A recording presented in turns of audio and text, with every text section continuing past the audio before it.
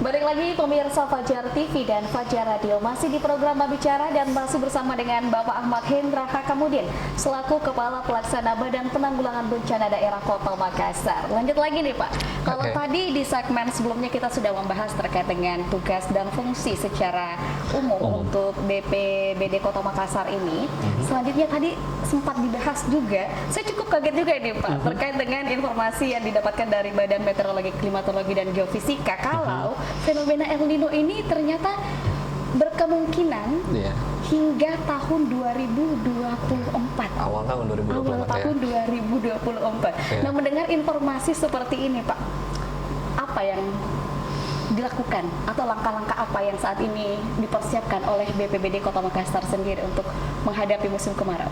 Iya.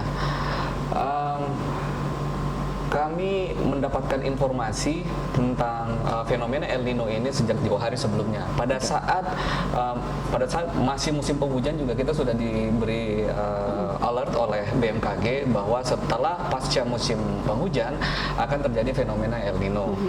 Nah, makanya setelah musim penghujan selesai, kami dengan segera melakukan koordinasi dengan instansi terkait seperti Damkar dan PDAM. Saya ingat itu sekitar bulan Juni kami melakukan komunikasi secara intens kaitan dengan terjadinya musim kemarau ini. Nah, setelah itu tentu saja SOP kami adalah melakukan asesmen.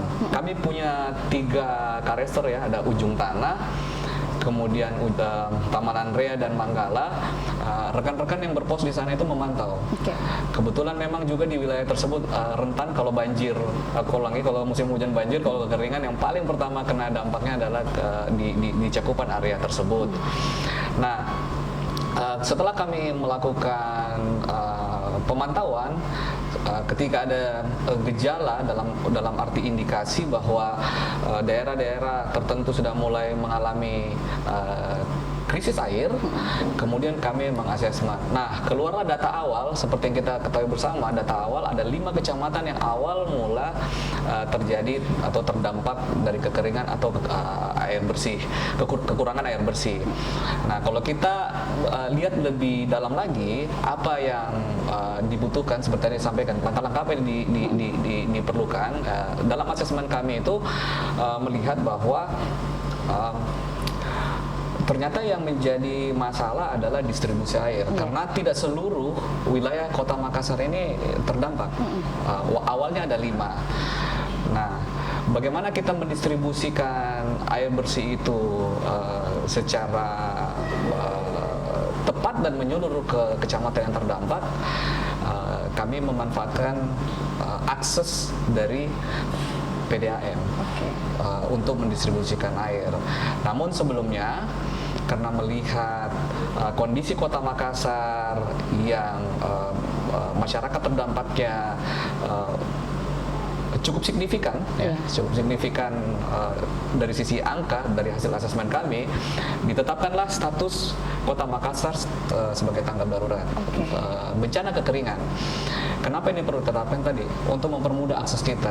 Jadi sampai saat ini kami mendapatkan bantuan air bersih dari PDAM itu gratis. Dan itulah yang kita salurkan dan distribusi ke wilayah-wilayah terdampak. Seperti itu. Berarti berkat koordinasi bersama dengan PDAM sejauh ini itu sudah terjadi berapa lama, Pak? Itu tadi saya sampaikan, sejak berakhir musim penghujan kemarin kami sudah melakukan sebagai instansi yang dipercayakan untuk menilai kondisi kota. Kami sudah melakukan ancang-ancang lah istilahnya seperti itu. Kami sudah melakukan asesmen. Jadi ketika ditetapkan sebagai tanggap darurat, 5 kecamatan itu sudah menjadi pantauan kami, seperti itu. Nah, setelah itu dalam mendistribusi itu apa yang menjadi kebutuhan?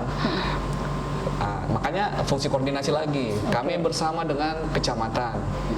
Ada 25 armada kecamatan yang kita gunakan di bawah koordinasi BPBD dan 6 armada damkar yang kita gunakan di BKO kan, artinya di bawah koordinasi dan kendali dan komando BPBD untuk mendistribusikan air bersih. Ini sudah masuk minggu kedua kita melakukan distribusi air bersih.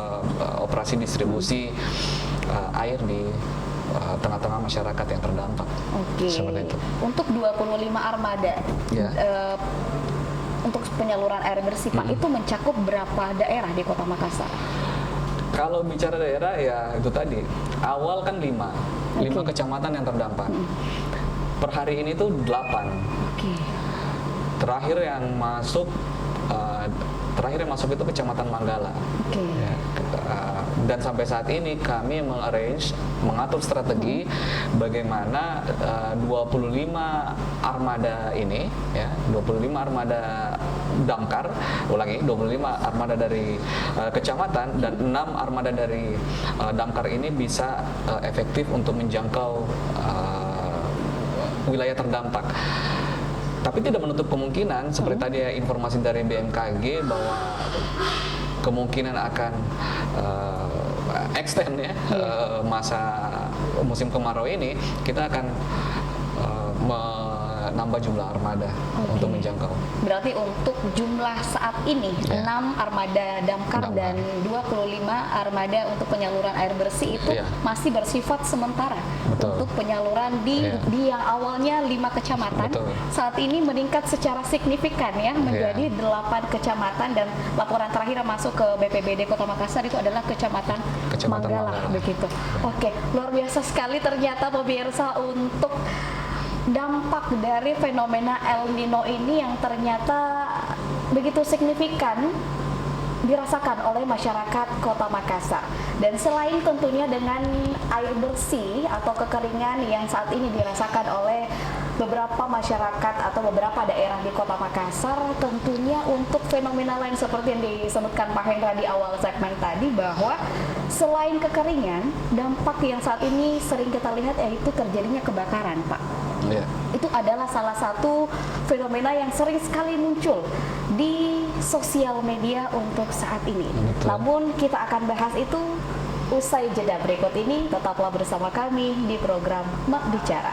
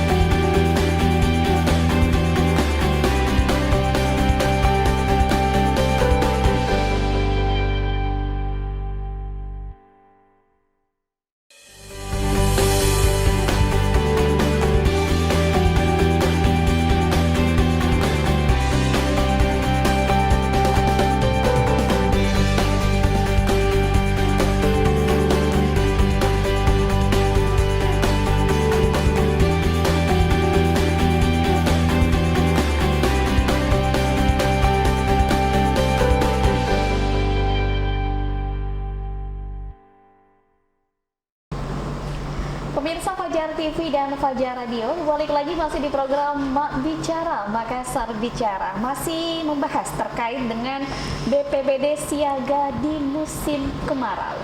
Dan di segmen 2 tadi kita telah membahas juga terkait dengan beberapa langkah antisipatif yang dilakukan oleh BPBD Kota Makassar untuk menanggulangi atau secara tidak langsung membantu efek fenomena kemarau yang terjadi di Kota Makassar, yaitu salah satunya kekeringan, yaitu melakukan suplai air bersih dan juga telah melakukan koordinasi dengan beberapa lembaga terkait seperti pemadam kebakaran atau damkar dan juga PDAM. Nah, yang tadi saya pertanyakan juga Pak, selain dari kekeringan yang terjadi di Kota Makassar seperti disampaikan Pak Hendra juga, bahwa kebakaran ini adalah salah satu hal yang tentunya sangat ditakutkan, namun terjadi sering pula di musim kemarau sejauh ini. Nah, BPBD Kota Makassar di musim kemarau ini sudah dapat berapa laporan Pak untuk kejadian ini? Jadi laporan mengenai 65 atau kebakaran itu sampai 9 laporan per hari, maksimal 9 atau 10, dan kalau dilihat dari jenis 65-nya pada saat musim kemarau ini lebih banyak di alang-alang. Artinya apa?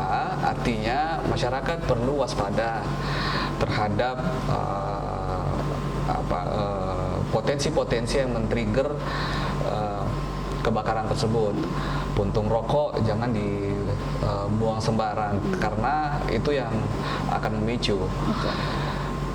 Pada saat di luar musim kemarau pun juga kebakaran menjadi salah satu fenomena bencana di Kota Makassar, bahkan di musim hujan, apalagi seperti ini. Kebakaran di perumahan sangat sering terjadi akibat instalasi listrik. Sebagian banyak adalah instalasi listrik, dan yang kedua adalah ledakan kompor. Jadi sekaligus juga himbauan kepada masyarakat untuk meremajakan instalasi listriknya di rumah, kemudian memperhatikan alat masak di dapur, Iya, betul. untuk mematikan alat masak di dapur, karena hal-hal kecil saat ini bisa men-trigger sekecil apapun, karena cuaca yang begitu panas bisa sampai 35 derajat ya di siang hari, itu bisa memicu kebakaran seperti itu. Berarti banyak sekali kemungkinan kecil yang mungkin kita anggap itu Sepele. adalah hal yang sepele, tetapi mampu menciptakan sesuatu yang besar seperti kebakaran yang akhir-akhir ini terjadi. Jadi untuk masyarakat di Kota Makassar, selain dari edukasi seperti yang disampaikan oleh Bapak tadi, apakah ada penyampaian informasi-informasi lain Pak terkait dengan untuk berhati-hati di musim kemarau ini? Iya, seluruh media kita manfaatkan sebagai media sosialisasi, apalagi di saat setiap musim yang berpotensi bencana, kalau musim hujan banjir, kalau musim kemarau tadi kekeringan, semua media kita manfaatkan, baik itu media konvensional maupun media sosial, itu yang kita manfaatkan. Tentu saja bekerja sama dengan Kominfo supaya blasting lebih menyeluruh ke masyarakat. Oke, untuk kejadian kebakaran itu sendiri Pak, apakah sejauh ini ada daerah-daerah tertentu, misalnya daerah yang padat penduduk di Kota Makassar yang mungkin menjadi salah satu daerah yang sejauh ini menjadi perhatian begitu Pak? Di musim kemarau seperti ini sudah tidak ada lagi sudah tidak ada lagi daerah-daerah yang rawan, semua rawan. Semua rawan. Daerah yang tidak pernah kebakaran pun sekarang kebakaran. Meskipun tadi saya sampaikan alang-alang ya, seperti alang-alang di hari Senin lalu, meskipun itu yang terbakar hanya alang-alang, tapi sangat dekat dengan perumahan. Jadi seluruh potensi yang terjadi kita selalu antisipasi. Makanya kita selalu bekerja sama, berkoordinasi dengan Dinas Damkar. Ketika ada laporan 65, teman-teman langsung mengasesmen lokasi tersebut. Apakah dekat dengan perumahan, pemukiman, sehingga langkah-langkah berikutnya bisa kita tentukan, seperti memberikan bantuan kedaruratan, bantuan logistik, atau bantuan stimulan, seperti itu. Oke, namun sejauh ini BPBD sendiri itu mendapatkan laporan lebih dominan kemana Pak? Untuk fenomena kebakaran ini, apakah lebih ke pemukiman atau alang-alang itu sendiri? Sampai saat ini laporan yang diterima adalah 65 di alang-alang. Ya. Oke, dan ada pertanyaan spesial juga ini Pak. Apakah BPBD turun langsung ke masyarakat untuk memberikan edukasi kepada masyarakat selain melalui sosial media? Tentu saja kegiatan kita di BPBD sebenarnya lebih banyak kepada mitigasi, lebih banyak kepada pencegahan dan pengurangan resiko bencana. Jadi kami turun di tengah-tengah masyarakat untuk memberikan sosialisasi. Kami juga mempunyai perpanjangan tangan di setiap kecamatan, namanya Balasar. Ya kan, itu perpanjangan tangan BPBD di wilayah, di kecamatan, untuk menyampaikan kepada warga setempat bagaimana langkah-langkah antisipasi ataupun jika kejadian apa yang harus dilakukan. Jadi ketika musim hujan seperti ini, musim kering seperti ini, ketika terjadi kebakaran, apa langkah awal yang harus dilakukan?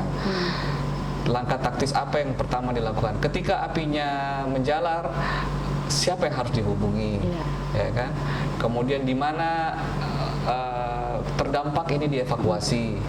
Bagaimana jalur evakuasinya? Nah, hal-hal itulah yang kita sampaikan ke masyarakat, karena keterbatasan tentu saja personil, dan kita juga ingin meningkatkan kemandirian masyarakat, makanya sosialisasi ini kita melakukan. Oke, berarti untuk sosialisasi dan edukasinya sendiri sudah secara masif dilakukan oleh BPBD, baik secara lembaga itu sendiri dan juga koordinasi bersama dengan pemerintah setempat begitu. Nah, kembali ke yang disampaikan oleh Pak Hendra tadi, Pak, terkait dengan bantuan yang diberikan oleh masyarakat yang telah terdampak kebakaran. Bantuan apa saja yang diberikan, Pak? Bantuan kedaruratan kita berikan jika memang sesuai dengan indikator yang terjadi. Makanya selalu kita mengacu kepada tim asesmen. Tim asesmen ketika ada laporan kebakaran atau 65, Damkar menuju TKK, tempat kejadian kebakaran, kemudian disusul oleh tim asesmen BPBD melihat kondisi tersebut, kondisi yang ada di lokasi.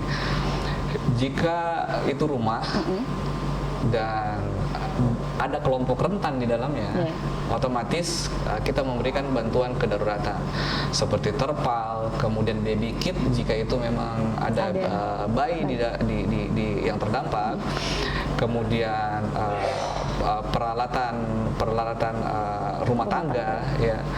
Dan jika sesuai dengan indikator bahwa itu rumah sendiri, kemudian mohon maaf ekonomi menengah ke bawah, itu kita memberikan bantuan stimulan berupa material, bahan-bahan material seperti kayu, balok, seng, untuk paling tidak warga yang terdampak punya tempat untuk berteduh sebelum membangun kembali rumahnya. Oke, baik. Berarti memang bantuan yang diberikan kepada masyarakat yang terdampak sejauh ini BPBD sudah melakukan secara maksimal, begitu Pak ya, sesuai dengan asesmen di lapangan, sesuai dengan kebutuhan-kebutuhan yang diperlukan oleh masyarakat yang terdampak. Oke, kita berada di segmen terakhir, Pak Hendra. Silahkan berikan pesan dan juga harapan kepada masyarakat Kota Makassar terkait dengan musim kemarau saat ini. Ya. Pesan untuk warga Kota Makassar di musim kemarau seperti ini, masyarakat Kota Makassar jaga lingkungan, hindari hal-hal yang men-trigger api, panas yang mengakibatkan kebakaran. Yang merokok jangan buang sembarang rokoknya.